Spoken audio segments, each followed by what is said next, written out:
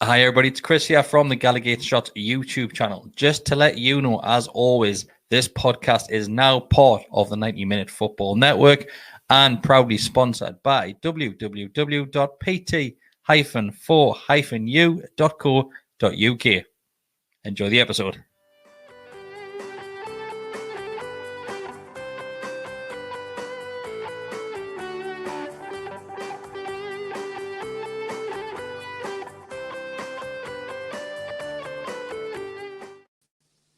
Hi everybody, welcome back to the Gallowgateshots. Can I get words out? Messed up already. The Gallowgateshots YouTube channel and podcast.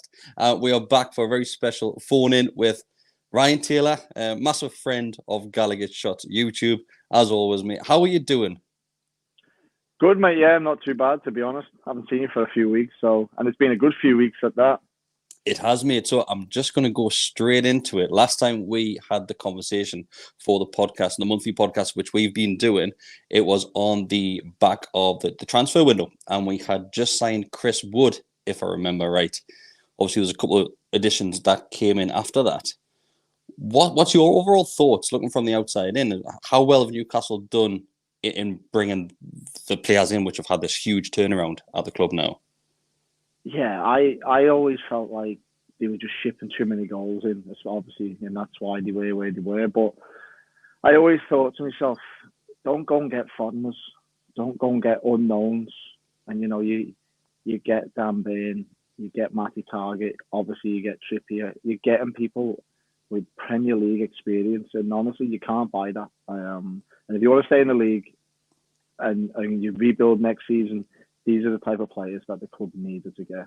We spoke about Chris Wood, and we knew he weren't going to come in and probably keep Newcastle up on his own with goals. It's just what he does as well for the team. So, obviously everyone's looking forward to him getting his first goal.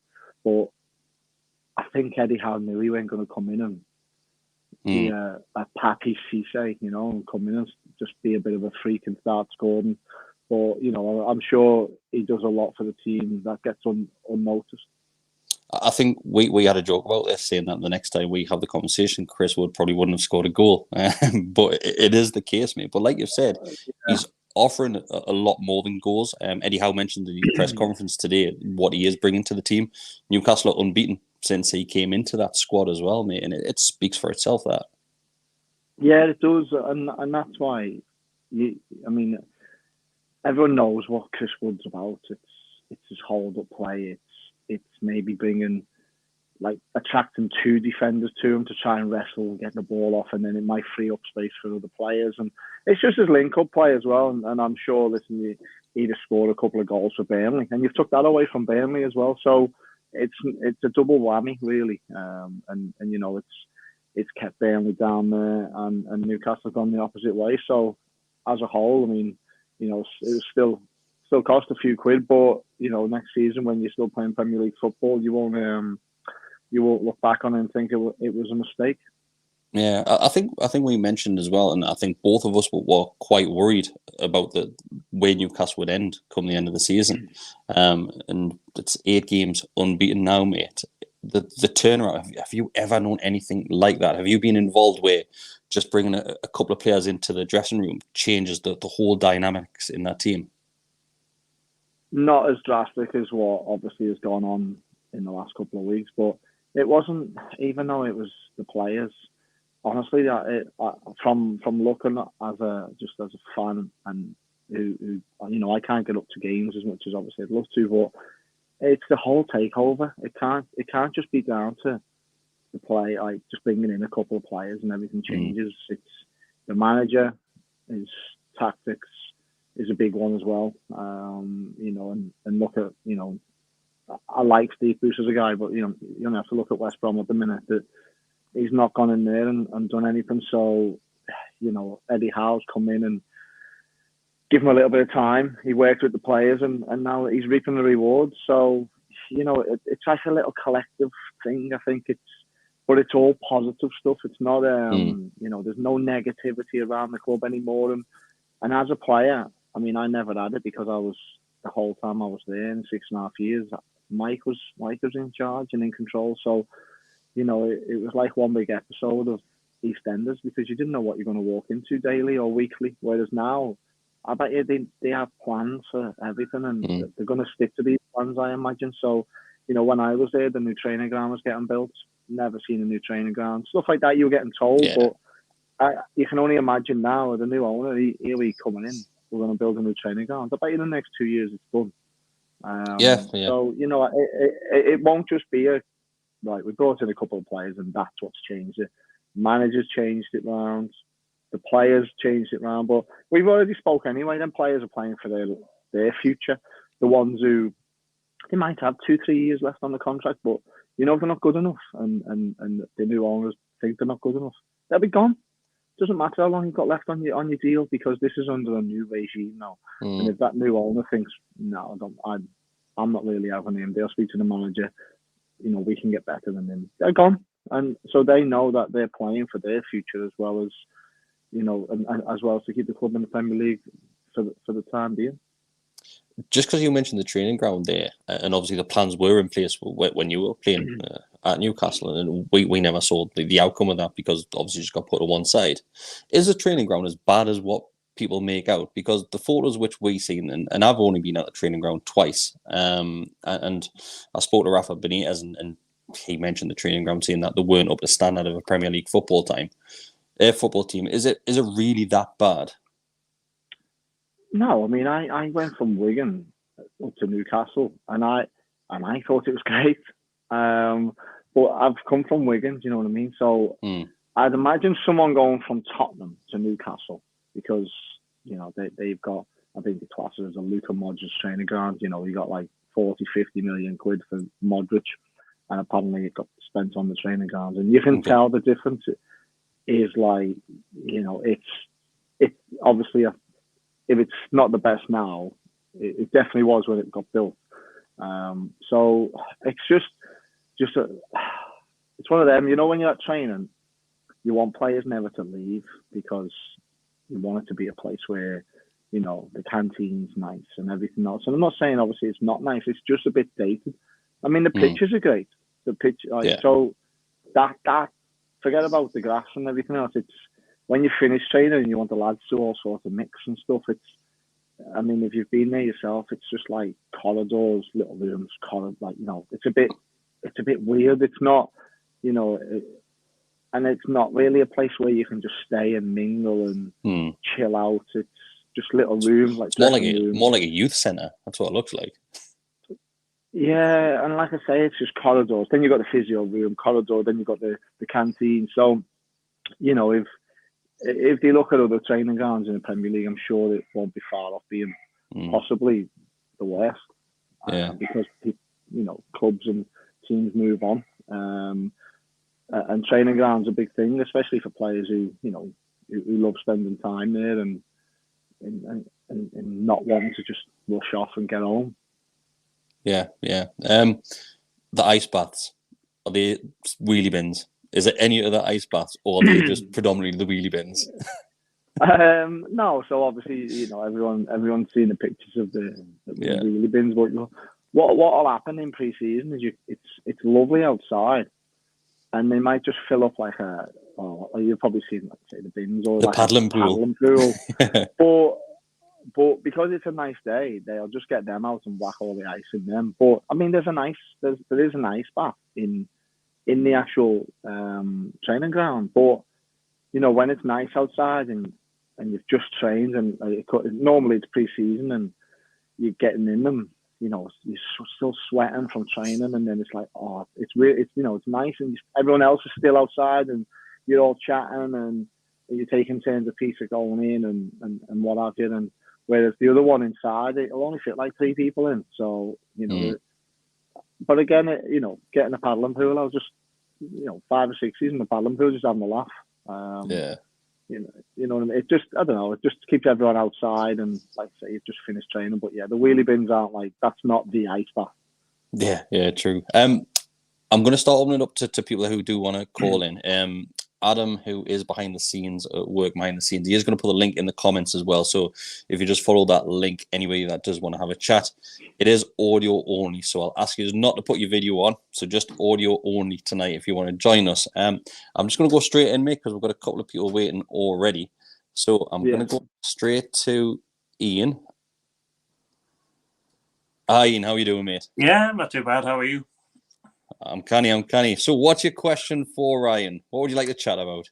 Hi, Ian. Are you all right, mate? How's it going? Yeah, I'm good, mate. Are you? Yeah, I'm sound. I can't complain. Ryan probably watched the extra time, but he was my Scouts nominee in the extra time Hall of Fame. So just thought I'd get that in there for you, Ryan. Cheers, mate. Sadly, you didn't win, but I don't think I give a good enough cause for you. You were definitely a winner in my eyes. But my question is, obviously, you were at the club about six and a half years. You were there through sort of a relegation, through promotion. What was your favourite moment as a player at Newcastle? I'd say my favourite moment was the year we finished fifth. Because it was such a, I mean, obviously we got called like overachievers, and there was times when we were in the Champions League and it was like, can we really do this, you know? Because obviously under Alan Pardew, no one really fancied us to do anything. And, you know, the club was a little bit of a laughing stock, and you know, and then we get into Europe, it's like, well, you know, we have actually got some good players here. And yeah, I'd say when we won promotion back into the league straight away, you know, after obviously the disappointment of when I came in, and I was only there for like 3-4 months, and we went down, you know, that was good. But the best season, or the most enjoyable season, Ian, was 100% the season we finished fifth, because on the pitch, I'm sure we went like nearly half a season without losing, or we didn't lose. We definitely didn't lose many. I'm fairly certain it was the first game that you lost was against Man City at the Etihad. I think 2 of them were penalties anyway. So, in my opinion, one was bad day. I remember that bad mistake actually from me. Body position was all over the place, and Michael Richards scored. But you know, it was good because, you know, even though I've made a mistake, the manager stuck with me, because if you remember, we had Man United the next week, and I played in that game. So, you know, it wasn't like, okay, you've made a mistake, out you go. You know, he kept his faith, and yeah, really enjoyable season, that one. Nice one. My favourite moment for you is obviously the Sunderland free kick, especially the video that then circulated not long after, where you've got the Sunderland fan shouting, "You're gonna miss." That was nice to shut them up. But probably one of my favourite players when you're at the club. And my dad as well absolutely loved you. So thanks, mate. Really good. Did you go to the Sunderland game? Pardon? Did you go to the Sunderland game?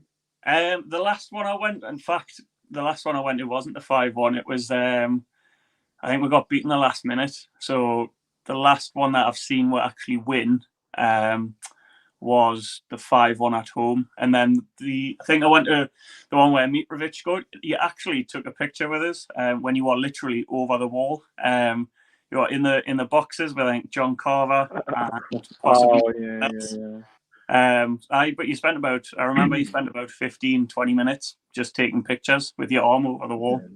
So I remember a photo went round as well, because someone asked me to take a photo with John, and I stood there and went, pretend on the phone, because obviously that was the first time I'd seen John since the phone call, and then I think it went down with John like a lead balloon. So. But no, I've got some great memories, so it's a real pleasure to speak to you, mate. No, thanks, Ian. Thanks for the call. No worries. Cheers, mate. Thanks mate. He's mentioned a few things there, mate, and that thing from the Sunderland fan. I think we spoke about this when we first done the first podcast. I mean, you've done the video of the Sunderland fan that said he's gonna miss. You've actually got that tattooed, haven't you? Where? We'll leave people guessing. No. Funny video, actually. I bet that kid's probably, like, you know, well grown up now and still gets reminded of it. Well, that's what I was going to hope on, and we'll talk about. I'll put it on the screen for most people would have seen this because it has been doing the round on social media. The design and the mashup of the Newcastle United moments in history, and I'll put it on. So there it is. So it says on your little speech bubble there, mate. It says over the wall. I was kind of hoping that was going to say you're gonna miss. Yeah, I know it's like I shouldn't really be saying that, but it almost looks like that's Almiron, isn't it? He's not happy with you. Looks like, no, he's not. It sounds like he's screaming at me. But yeah, glad he could fit me on there because I've seen a lot of stuff on there. People getting flags put on there and everything, these snarl flags and that, and I mean, come on, I get Trippier as a little, he's come in and done well, but he's only been here 5 minutes. Come on, get me on before then. See him on there. You weren't happy, were you? You weren't happy. It took a while to get yourself on there. No, and obviously, it's well documented. I weren't happy that he's nicked my song. Yeah, so that was my next question. But he hasn't hit one over yet. He's hit 2 rounds, and one was an own goal. Oh right, we're going down that route. Yeah, so I think after he scored the first thing, you went on Twitter and then said like something like, "We stop stealing me song" or something along the lines of that. Stealing me chant. Yeah. Did you hate it a little bit, thinking the little bastard? Not gonna lie. Yeah, I didn't. It's a song, isn't it? You're gonna have so many, especially with free kick takers. What else you're gonna sing? Because you're hitting over the wall. But yeah, it's he'd only been in the door 2 minutes and nicked my song, didn't he? So, but as long as I'm still in the back of people's minds, I'm sure you got tagged in it plenty when that happened, mate. And the chant was going round, and it's when I heard the chant going round, I was like, "Oh, what about Ryan?" I thought of you, mate. Yeah, there was probably a lot of other people thinking, "Oh, poor Ryan, he's gone now." Ryan, but yeah, no, and to be honest, I was disappointed. I tagged him in it and said, like, great free kick, but can you get your own song, please? That was a nice tweet. It wasn't an aggressive tweet, but no reply. I was a bit disgusted in him, to be honest. I think he was actually the first Newcastle United player to score back-to-back free kicks since yourself. Yeah, Sunderland has done, Paul. Mm-hmm. Yeah, so it's pretty impressive, to be fair, even though, like you said, one of them was an own goal. So I think you're taking that one away from him, mate. Yeah, and both of them on back-to-back were over the wall. Is around the wall. So exactly. I'm sure we can make up a song singing "Round the Wall." I'll leave that with you, mate. I'm going to bring the next guest in, and I'll bring Daryl straight in. Evening, Daryl. How are you doing? Hello, lads. How are you doing? Hi, Daryl. You okay?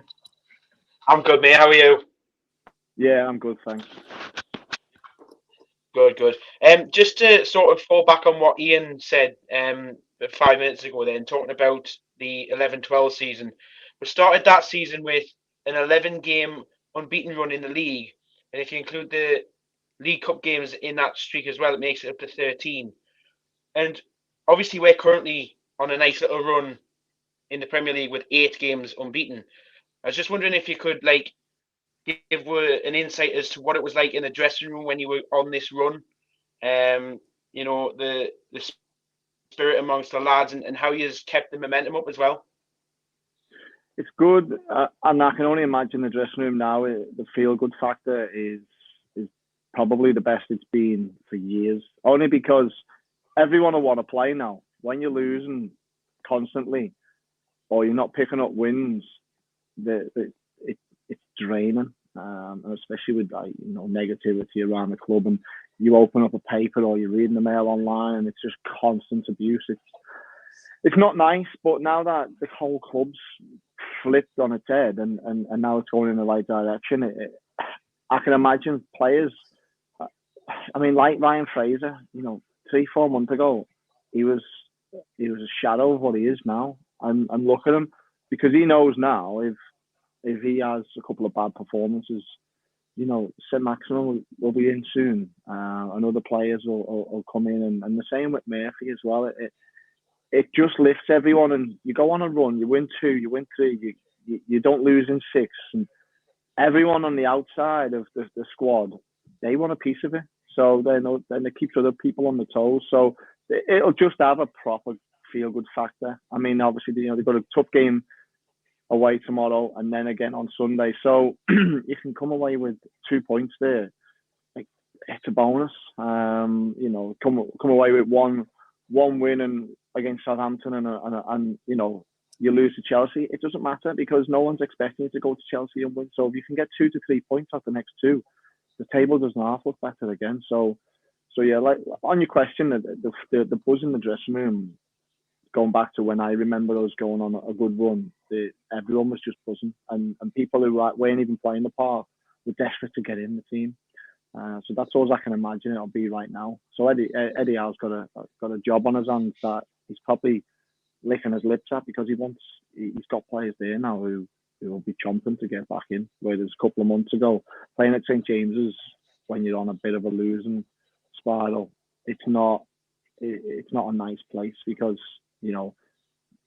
anywhere in the country and you're losing games of football, people aren't happy. So it's not just St James's. So and it comes with obviously the size of the club, the pressures.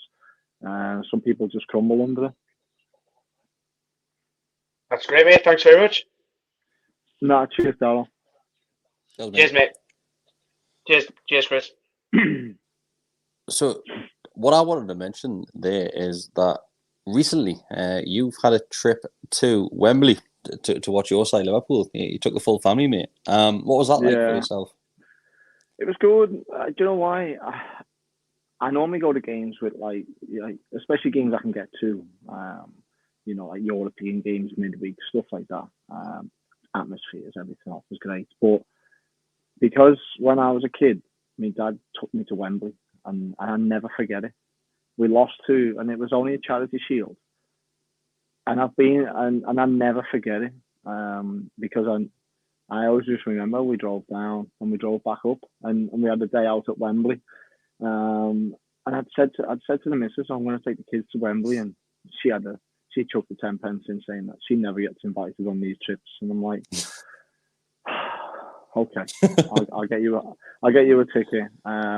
So I said, come on, we'll go to Wembley. I said, kids are in school the next day, and my lad had a game on Saturday, so we couldn't go down Saturday anyway. So I was like, we'll just get up early in the morning and we'll just have a nice drive, and we'll drive back home. So it was good, but it's one of them. I want my kids to never forget we went to Wembley. But when I went to Wembley, it was Charity Shield against Leeds. I think Cantona scored a hat-trick. And I just never forget it, even though we lost. But for them now, hopefully they'll never forget going to Wembley and watching Liverpool win. And obviously on penalties as well, dramatic, and the keeper ballooning one over the bar. I like to think when they're my age and they've got kids, they'll be like, come on, we'll go to Wembley and do the same, because I never forget when your granddad took me to Wembley. Do you know what I mean? So I just that was my thought process, because I go to games a lot with just like one or two of the lads, and I thought, you know what, and I do take the kids to the games, but what was funny was it went to extra time, and I'd said to the kids anyway, with like 10 minutes ago, I said, kids, if it goes to extra time, I was like, you can stay off school tomorrow because we're not getting home till quite late. I said so, and honestly, when it blew for full time, I've got two kids next to me jumping up and down, and I'm thinking, and people must be thinking like, no, what are they doing? They're the weird kids, just because they got the day off, day off school the next day, yeah. It's great, mate. Like, obviously, I've saw the photos that you put on social media, mate, and obviously to share those moments with the family as well. It's great, and obviously a win at the end of the day, so they got to witness that. Even though the penalty shootout was the lengthiest one I think I've ever witnessed, to be fair. Yeah, it's a good standard though. It was fantastic. I thought the keepers could have done a little bit better at times. Yeah. Have you ever been in that sort of pressure situation involved in a penalty shootout? My only real memory of a penalty shootout was when I was a kid growing up at Tranmere, and we got to the playoffs. We beat Hartlepool at home 2-0, but in the first leg they beat us 2-0. So it went to penalties. Oh, and just to get it in, I scored a free kick that game. Was it over the wall, around the wall, through the wall? over the wall, off the post, and in. Even better. Was it raining? Was it raining? I don't know. It was under the lights of Prenton Park. I can't remember. I don't think it was raining, but we went to penalties, and I was the designated penalty taker all season. I'd probably scored more. Like, I was in double figures for the season, but quite a lot of pens and free kicks, and maybe the odd goal. But so I was first up, and the keeper looked huge. When you just stood there, and I just didn't. Not that I froze. I just didn't pick a corner, and I ended up just striking it through the middle, and he saved it with his legs. And we lost the penalty shootout, but I wasn't the only one to miss. So that's really the only pressure penalty shootout I've ever had, because I've never really gone. As a penalty taker and somebody that would take penalties, would you decide before which way you're going to go, or does that change instantly when you're on the penalty spot? Yeah, you sort of. If I was, say, third or fourth, I'd see where the keeper's gone, and if he's gone left, right, left, chances are he's going to keep switching sides. But some keepers like to go. They like to go 4 one way and then 1 the other. Just if it does go to the fifth, so you just watch the keeper, but and then just go right. I am going to pick my spot here, and I'm going to stay left or I'm going to stay right. Because they do say, and it's true, the minute you have a doubt or change your mind, it's game over. The keeper's already won. I mean, obviously, and he was trying to put the players off as well. But you know what? It was calmer because he comes on and you think, that keeper who was in goal was unbelievable all game. Had a blinder, mate. Absolute blinder.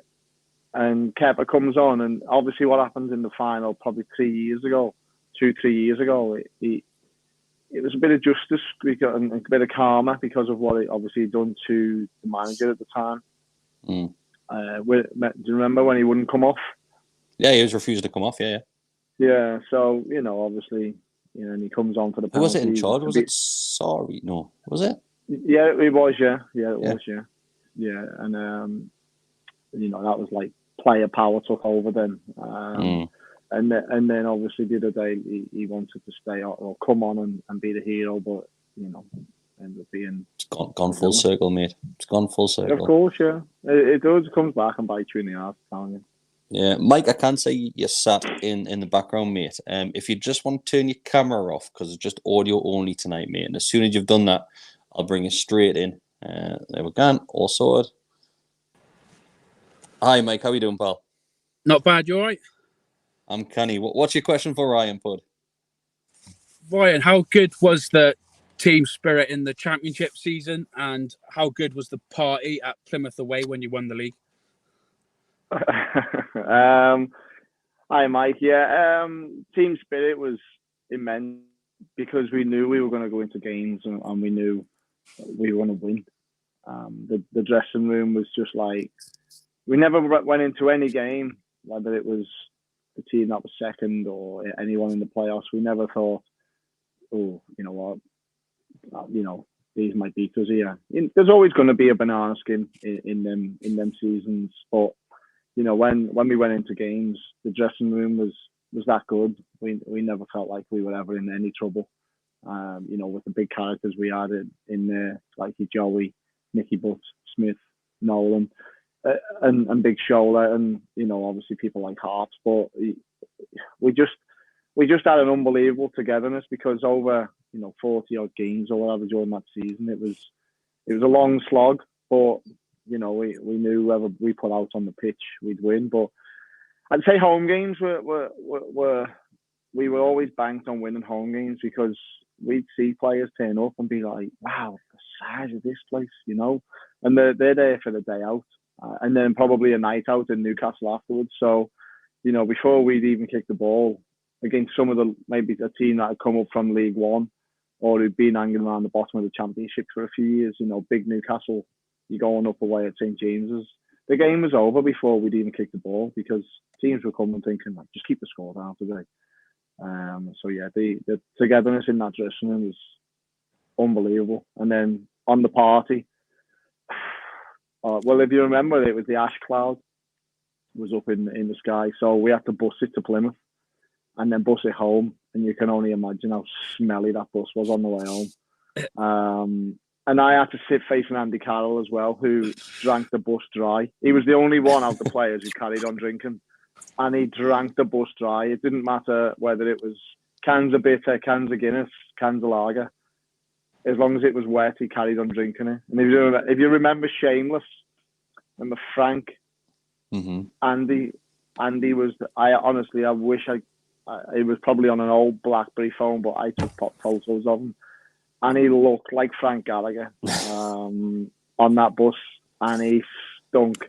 But the party in the night time was legit. It wasn't crazy because we were just in a hotel, quiet, hot golfing resort, I think it is down there, and nothing crazy. No music, nothing. Just everyone just enjoying a beer. But the bus home was horrendous. Well, we know what you're like with parties as well, Ryan, because if I remember right, after you scored the match winner against Sunderland, after that free kick, you travelled to go and listen to somebody play piano. I did, yeah. I did. Rock and roll, like. Should have went out on the town and basically got absolutely, what did he call it, mortal. But yeah, instead, because I was celebrating my birthday with someone else's, we went up to Newton by the Sea. Went up there and one of the lads was just playing the piano. Just had a few glasses of wine, yeah. Rock and roll, like. Living the dream, mate. You had your pizza, then a couple of glasses of wine. Anything else, Mike? Just on the when you were saying about how you'd won before the match even started, did you prefer being that, or do you like being the underdog? Think, no, let's prove these buggers wrong. No, I mean, I always see when we used to have games, say at Wigan, and we go to Old Trafford, and you were just the underdog. Probably you probably wouldn't even win there once in 10. You might get a draw at best. That's not a nice feeling because you're just thinking like little Wigan are going to United when United say we're in the prime, and it's not a nice feeling going somewhere thinking, I wonder what this is going to be today, because the quality is just different levels. And going away to Old Trafford was never easy with anyone. Back when they had your Scholes and the proper team when they win the Premier League, Rooney's and Tevez and Ronaldo, Nani, all them. So I'd rather be on the right foot where it was us. We were basically the team that everyone feared.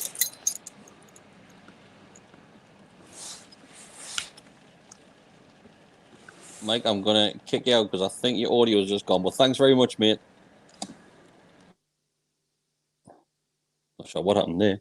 Yeah. Just talking about the championship season, did you feel as if, obviously, everybody wants Newcastle United scalp in that season because we're the big boys dropping into the championship? Do you feel as if all the teams up their game because it's Newcastle United? Yeah, of course. They knew they were only maybe going to ever play. Some players were only ever going to come to St James's once in their career because the chances are we were going to go straight back up. And unless they draw them in the cup in years to come, they're never going to play at St James's again. So they try and have a go.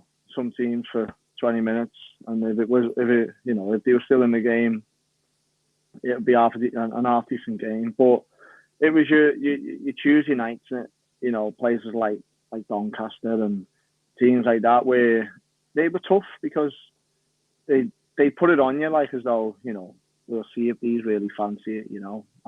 Cold Tuesday night, big Newcastle coming to little smaller clubs, say, and they'd have a go. And you know what, fair play to them. But it was when they come to St James's, I felt like it was like when we used to go to Old Trafford when I was, say, at Wigan, because the gulf in the size of the stature of the clubs is just massive. Yeah. I'm going to go straight to the next guest, mate, because I've got a couple more lined up. Andy, I'm going to add you straight in, mate. How are you doing? Yeah, not too bad. All right, how's it going, Ryan? Yeah, good, thanks, Andy. You? Yeah, not too bad, not too bad. I saw that your name was trending over the weekend. It turns out there's a YouTuber who has the name Ryan Taylor, and he headbutted someone in a boxing match. I'm glad it wasn't you. Yeah, Well, I got a little bit of abuse on Twitter over that, No saying I was way. the bit.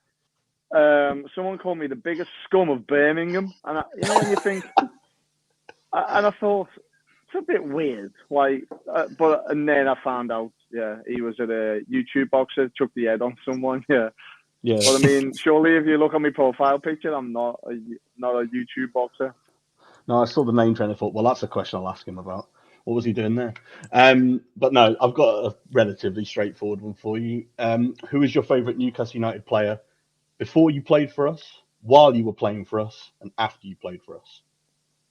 Even I'm impressed with that question, mate. Yeah, Well, professional. Right, let's go before.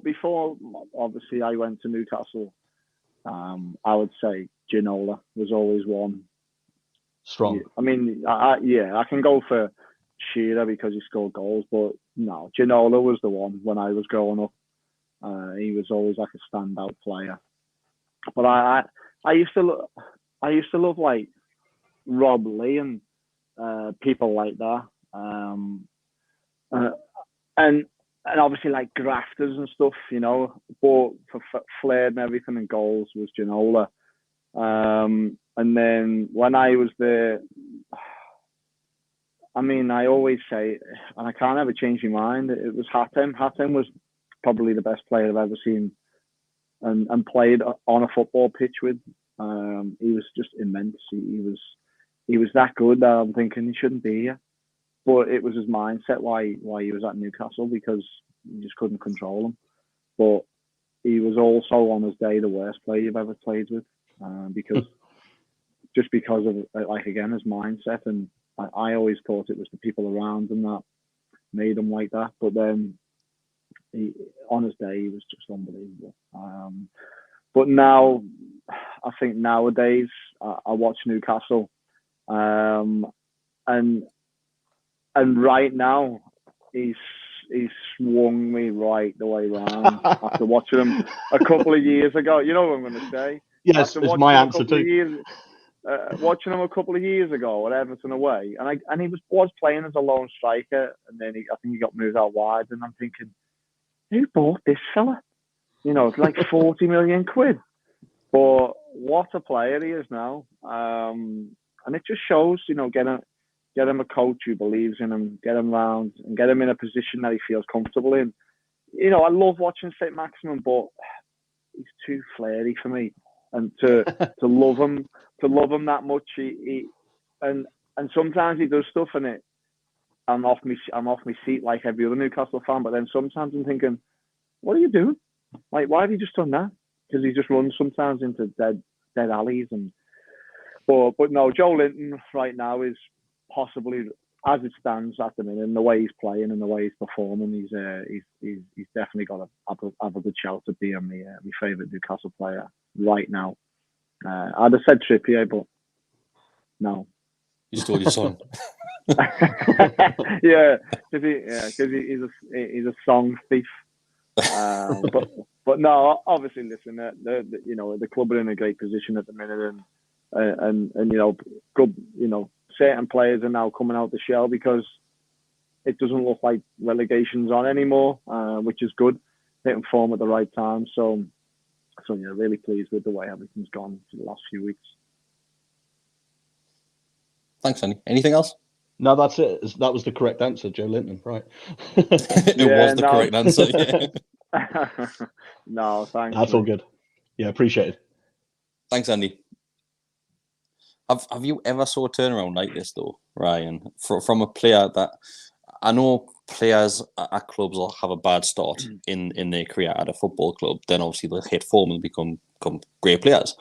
But the fact that Joelington has been moved from, like you said, this lone striker, bought as a striker, left winger at times, then he's literally an enforcer in the middle of the field. Now it's a lot of fans are comparing him to the likes of Tiore, to Modiami, those sort of players, and he just seems like his ability right now and his form right now is through the roof. I've never seen anything like this as a Newcastle fan.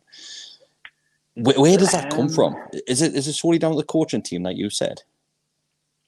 It's got to be. I mean, it comes from him as well, because when I first watched him, he just didn't look like he was even a player. And you're thinking, who's watching these players to then go and spend 40 million quid on them? And then they obviously seen something. But then when he comes in, I get it's a different culture and a different league and everything, and you've got to adapt. But I couldn't see anything. I couldn't work out what he was. I couldn't work out what his best position was. And then like any other Newcastle fan, it's like Joelington's playing. Oh, Jesus Christ. But now, I mean, you've seen it. I think it was Sean Longstaff done the interview after one of the games, and everyone wants him on the team and training because they say he doesn't lose because he's massive. But it's not like he's a big presence anyway. But I bet you on a pitch you think he's got my back. And to have someone like that, I think fair play to the lad for changing it around, because it could have been easy for him to get on the phone to his agent and say, listen, this is not for me.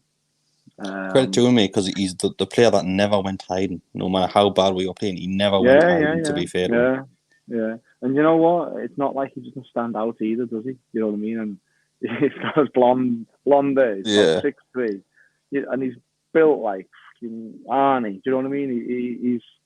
It's not like he could go missing anyway. So like you say, fair play to him. Fair play. It's great to see, mate. And like I said, the turnaround has been absolutely remarkable, and he quickly became a fan favourite. Yeah. I'll bring the next guest in. Freddie, I'm adding you straight in, mate. Hi, mate. How are you doing?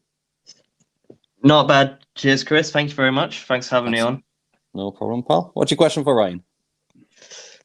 Hi, Ryan. How you doing? I'm good, thanks, Freddie. How are you? Yes, very good. Thank you. So in the last few days, a lot of Newcastle fans will have been watching Kieran Trippier's interview on the True Geordie podcast. And one of the big takeaways from that for me was how highly he talked about Diego Simeone and the amount of things that he's learned under him. And so going to yourself, that's just sort of made me wonder, looking at your career, was there one particular manager that you played under who you felt, improved a particular element of your game, or one who you were particularly close with on a personal level? And that sort of goes for your whole career, not necessarily just your time at Newcastle. Yeah, I mean, I always remember when I signed for Wigan, and I was nearly going to sign for Everton. David Moyes was and ahhing with a couple of bids. He could have put a couple of bids in, and I think Tranmere had said, listen, we want this. And then Wigan came in and just done, well, there's the money. We'll have him. And obviously then Moyes he was on the phone to me. He was fuming because he was obviously trying to penny pinch and get me for a little bit cheaper. So Paul Jewell it was who signed me for Wigan. But I always remember he always used to make me feel a lot bigger than I was. I'd walk onto a pitch and because obviously I was known for set plays and stuff, he'd be telling the players, you've got the best. I'm only a kid, like 20, 21, 22. And he'd be telling the dressing room, you've got the best set play taker in the Premier League in this team. Get on the end of his corners and free kicks and this, that, the other. I'm thinking, and some of the quality in the Premier League at the time, he makes you believe it. So for me to have him, and obviously he's a Scouser anyway, so he'd be straight on you if you weren't pulling your weight. Or obviously I've seen him with quite a lot of people, having a go. Never normally with me. But yeah, if he wanted to dish it out, he would. But yeah, he was one that stands out, to be honest, that would make you feel great, even though we possibly win, lose and stuff like that. He would never make it. It wouldn't be like the highs wouldn't be like that, and the lows wouldn't then be like right down there. He would keep it on like a level where you just thought, right, I'm still a good player. We're just on like a bit of bad form or what. So. Well, I mean, I've always enjoyed playing under near enough all my managers. I mean, like Alan Pardew was fantastic with me when I had my injury, so I'll never forget him. But I think for motivational wise, and for someone who made me feel bigger and taller than I am, it was definitely Portugal. Cool. Anything Nice else you'd one. like to add, Freddie? No, not really. I've been racking my brain trying to think of a couple of questions, but couldn't really come up with anything that's already been asked, I don't think. But no, great to hear from you, and cheers for having me on, Chris. No problem. No problem. What are you doing, bud? Thank you. Cheers, mate. Just because we're having the conversation there, Ryan, about obviously the coaching staff and managerial relationships like that you'll have. You mentioned Alan Pardew there, and I remember you telling me that you wanted to be involved in the team when you picked up the injury. You wanted to be in and around the club when a lot of players would just happily disappear in the recovery. Kieran Trippier is doing exactly the same right now, where he's gone up to Eddie Howe and said, yes, I'm injured and I'm going to be out for a long time, but I still want to be in and around the dressing room. Does that show you the sort of character which is needed right now? Yeah, of course. Yeah, I mean, you know, it seems to be becoming a tradition, isn't it? In the team photo in the dressing room. I mean, listen, I'd love nothing more than the table to be sort of, you know, flipped, and Newcastle were pushing for European spots, then obviously taking photos and celebrating wins. But do you know what? Over the course of the season and the lows they've probably gone through, when they win, it's like, you know what? We celebrate our wins, and it seems like the manager doesn't mind it either, because he's on all the photos. Whereas apparently he introduced it, mate. Apparently he's done it. He's done it at his other clubs as well. He's done it at Bournemouth, so he introduced it. Yeah, I mean, listen, everyone would love to see Newcastle go in the opposite direction, and like I say, going for European spots. But you know what? At the minute, if you're winning and you're not losing games of football in the Premier League, and you're on a run like Newcastle, so what? You know, just get safe and keep taking photos, and then, you know, if it means team bonding and everyone on the outside goes, oh, what a team collectively, because it looks like every single member of staff and players is on it. Because I look at the photo and I see, and when I see it, I'm just like, oh, there's Neil the kit man, and there's Tomo the kit man, there's Del the physio, and now there's the doc there, and you know, it's good because it just shows they are, you know, like from anyone on the outside looking in, they go, they look like a big family now. And people like Trippier, well, I'll be keeping. He wants to stay in the circle, so if he's out doing rehab at the training ground, he's not that he's forgotten, but for him to be in and amongst the team will keep other people buzzing, and just for himself, there's nothing worse than being injured and missing games of football. And the next best thing is just being in and around it, being in the dressing room. No point watching Soccer Saturday on the telly going, oh, once all the lads are getting on. Better to be there. And if you want to see any other results, just check on your phone. But yeah, there's no better feeling than being in a winning dressing room. Is that why you requested to do that, and you were doing scouting, weren't you? Going to games as a Newcastle United representative. Was that just to keep you active, keep your brain active?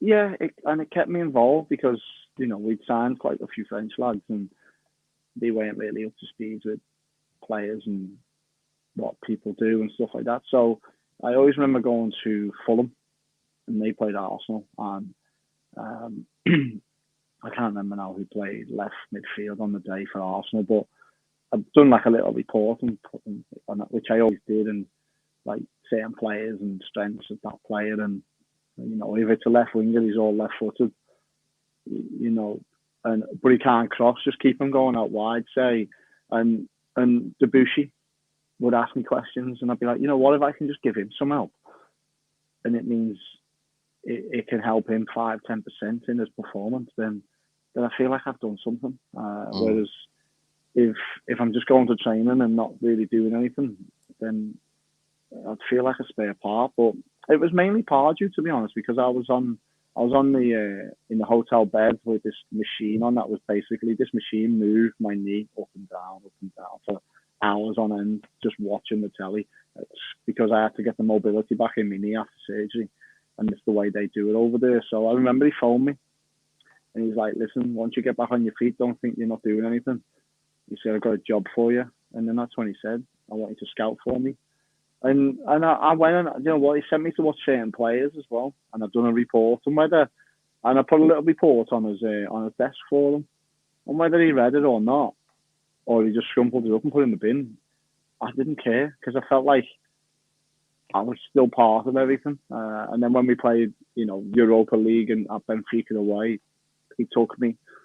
He took me on trips when we were out the cups and we went to places like Tenerife and stuff like that, or even Dubai. He never once left me alone because I was, if you like, injured and no use to the team. He involved me in everything, but I wanted to be there. So yeah, I can see where Trippier is coming from anyway. We've been going for 50 minutes, so I'll end on the last question. A lot of question marks in regards to leadership in the team, which I think it's been obviously resolved since the new arrivals. Like we just mentioned, Trippier being a huge factor of that. How important is it as a player? And I know you were involved in a Newcastle team which had a hell of a lot of big characters and leaders involved.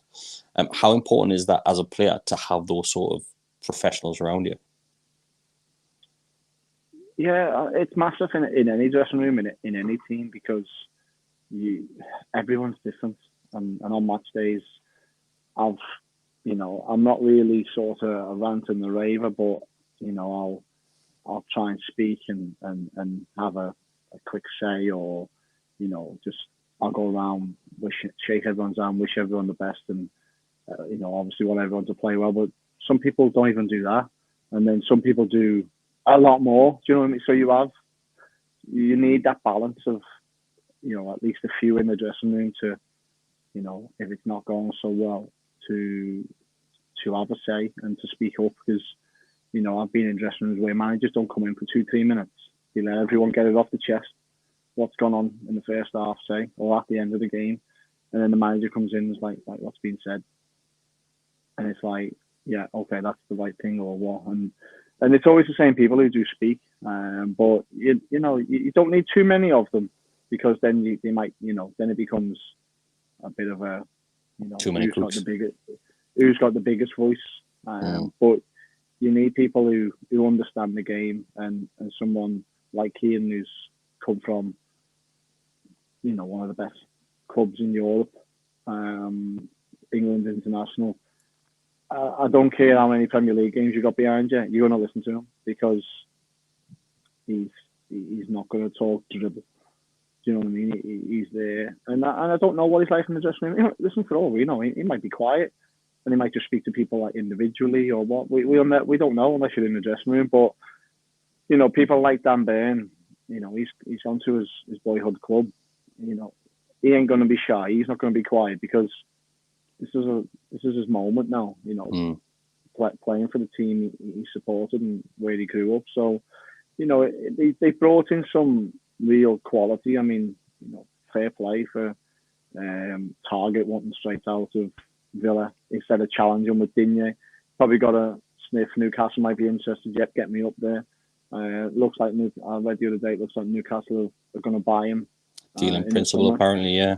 So yeah, and you know what? I was amazed Gerrard wanted Digne instead of Target, because I always liked him, and I'm thinking, what a signing, and good on him for wanting to get out straight away and wanting to just keep playing. He probably could have sat at Villa to the end of the season and okay, I haven't played much, and then now I'll move. But if he keeps Newcastle in the Premier League, the fans will never forget him now. Yeah. What next for Newcastle, mate? Where can you expect this club to go right now? Well, I play golf with a lad who's a Geordie.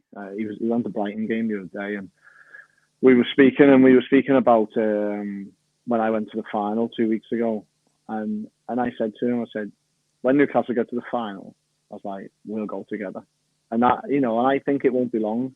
If it like you take an FA Cup or League Cup final next year or two, and then obviously keep building, and it could be.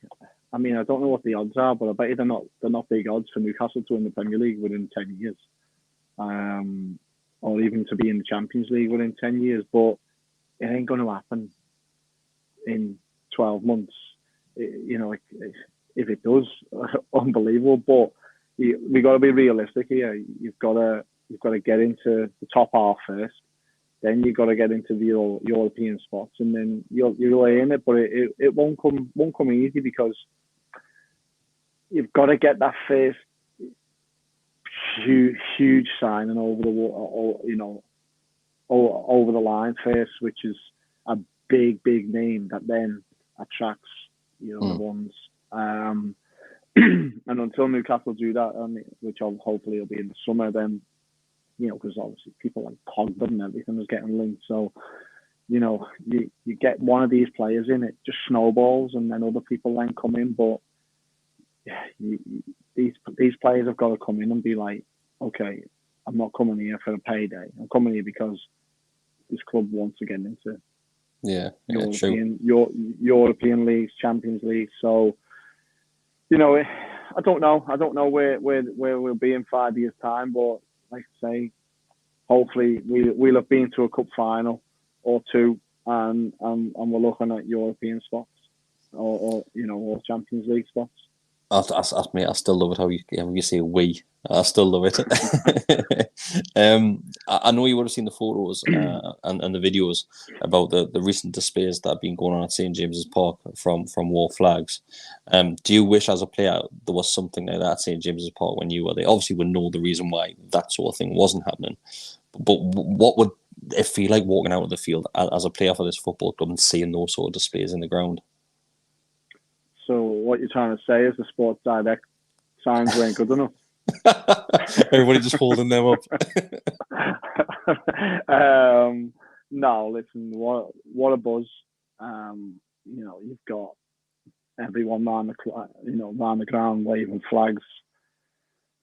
What a buzz it must be for them now to walk out and just see it. I mean, see before the warm up or in the warm up, you're looking at the displays and then you know what, it probably gives you a little bit more adrenaline to pumping around your body and stuff. So yeah, I can't even imagine what it'd be like, to be honest. But I can only imagine to think it's just going to raise you, and that's probably a big part of why players are playing with loads of confidence now, because they can't wait to play at home because of what the feel good factor's like and the buzz around the ground. Yeah, well, that's us done, mate. Thanks very much once again, and hopefully we will be back at some point next month, and hopefully Newcastle would have secured Premier League safety by then, mate. But yeah, thanks very much. Is there anything that you would like to end on? No, just enjoy your pint at the pub, mate. Yeah, and just get Trippier to give you his song back. Yeah, if you see him, yeah, just ask him nicely. I'm not going to. If I see him, where am I going to see him? Just at the match. Thanks very much, mate. Thanks, Chris. See you later, mate.